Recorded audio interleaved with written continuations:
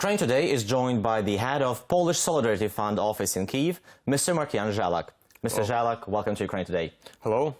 Mr. Żelak, there are a lot of governments who are supporting the decentralization reform in Ukraine. We have spoken to various experts from various countries. Can you tell why Polish government is supporting this reform in Ukraine? First of all, Poland is a strategic partner of Ukraine, and Poland is deeply involved in different areas of supporting of Ukrainian democratic and free market transformation. Especially decentralization reform is so crucial to Ukrainian transformation because we cannot imagine the successful and effective state without effective self-government. In Poland, we have implemented it in early 1990s. It was two stages of Polish self-government reform. First, the establishing of gminas, communities, in 1990s, and second stage, the establishing of self-government districts, powiats, and voivodeships, regions in 1998. And it was very successful. That's why we want to share our experience with Ukrainian partners. So, Mr. Żelak, based on the Polish experience and based on what you're seeing in Ukraine right now, how would you assess the government's efforts to go forward with this reform? How would you say whether enough is being done or not enough is being done? So what is your position on that? Ukrainian government declares a very strong will to implement self-government and decentralization reform. We started our mission here in last year. Then Mr. Volodymyr Groysman was Vice Prime Minister of Ukrainian government, and at the same time the Minister of Regional Development. And Polish team of experts was in Ukrainian Ministry of Regional Development, and we tried to help our partners to develop new self-government law. We need to provide amendments to the Constitution of Ukraine, and a few days ago Mr. President Poroshenko put a new project of the Constitution in the field of decentralization in the Ukrainian Parliament. This is crucial law to change the relationship between local level and central level. Well, let's talk about these changes to the Constitution, because, again, we were talking to some of the experts, and just several months ago, there was a lot of hope that the upcoming elections, local elections in October, will be held with the new amended Constitution. Several weeks ago, the Ukrainian government announced that they will not be able to amend the Constitution in time for the local elections. So, are you disappointed with this turn of events? Were you also hoping that the local elections will be already with the new constitution? You know, we are trying to do our best, and we do hope that Ukrainian officials and Ukrainian parliament also tried so.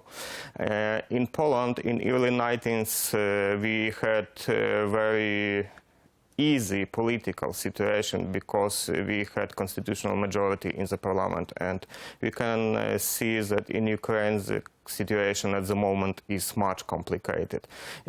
As far as we know, in Ukrainian parliament, in second voting for the constitutional amendments, they need 300 of voices at least, and it depends on the political will of all coalition to vote for the constitutional amendments. So maybe this is not so fast that we want, but I think this is very political, not only technical issue. So you are disappointed that the amendments to the Constitution are not happening fast enough? No, we are not disappointed. I don't want to think this way. We don't want to think emotionally. We want to think and act technically. So then we can see that in coalition, usually in voting, they have around 250 voices in voting for important laws. So we can see that situation is much difficult. But the Amendments to the constitution is not only what they need to do. They also need to implement new law on self-government. They also need to implement new law of local representatives of the central power, and etc., etc. And also in Ukraine, they are implementing, our partners are implementing changes to the budget code. And this is also, this fiscal decentralization is also very important, and it can be implemented without constitutional amendments, and we also active supporting Ukrainian side here.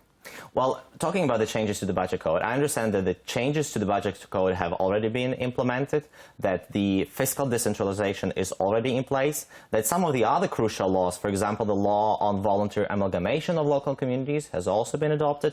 So the work is being done. But earlier in our conversation, you said that the Ukrainian government said that they are willing to go forward with the reform. Well, saying is one thing, but do you see that their actions confirm that they are willing to go with the reform as fast as possible?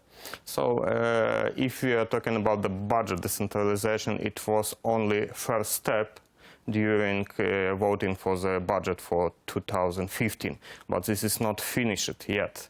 They need to implement this change more deeply. So we do expect that in 2016 the budget decentralization will be much stronger and much wider than at the moment. It was only first step, so this is not finished. As well, the amalgamation, voluntary amalgamation, the law is put in force, but the procedures of amalgamation is not finished. It just started. In 17, probably at the moment, it's 17 regions in Ukraine, the new perspective maps of the amalgamation was implemented, but the process of amalgamation needs more time, because there are a lot of stages of votings on different levels, in communities, in regions, accepting or in by governors, etc., etc. So this law need take more time. Mr. Żelak, but do you think that Ukrainian government and Ukraine as a whole has this time to take as much time as the Ukrainian parliament want to implement all these reforms? The country is at war. The country is in deep economic crisis. All the reforms have to be made ASAP. Mm-hmm. Well, I think any reform is crucial at the moment. Not only decentralization, but also economical reforms and possibilities to develop small and medium enterprises and etc. And also anti-corruption. And those reforms are crucial for Ukraine regarding to the war and regarding for a very dramatic economical situation. But in other hand, we can to imagine two ways. We may to act regarding to the law, and then it takes more time. Or we may to imagine acting in a revolutionary way with such kinds of committees, and decrets like in 1917, but I don't think this is a good way. We think that the procedures might be simpler, but we have law accepted by the parliament and we have to accept this. So, Mr. Żelak, talking about the local elections, it's obvious right now that the elections, upcoming local elections in October, will be according to the old system, according to the old constitution. How do you see the scenario of the development of local self-government once the reform goes forward? So will it be in new elections in 2 or 3 years? Well, according to Ukrainian constitution, Article 141, election has to be in last weekend of October, and it has to be implemented. But what will be next scenario, we have to see. Will amendments to the constitution put it in force or not? We will see this, maybe it's in September, maybe a little bit later. but we will see this. The second question is what will be the result of local elections? What will be the result for whole political society, political scene of Ukraine?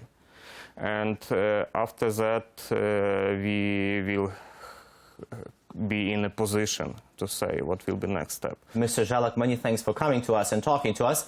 This was Volodymyr Zeluk for Ukraine Today, together with the head of Polish Solidarity Fund office in Kyiv, Mr. Markijan Żelak. Thank you for watching us.